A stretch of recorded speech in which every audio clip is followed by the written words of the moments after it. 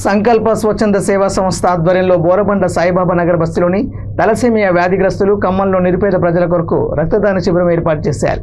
ఈ కార్యక్రమంలో బస్తీ అధ్యక్షుడు రమేష్ ఆధ్వర్యంలో 500 మంది రక్తదానం చేశారని నిర్వాహకులు తెలిపారు। ఈ కార్యక్రమంలో అధ్యక్షుడు శోభన్ బాబు, సునీత, నవీన్, ఉదయ్, భాస్కర్, రవిచంద్ర, అనిత, వంశీ పాల్గొన్నారు।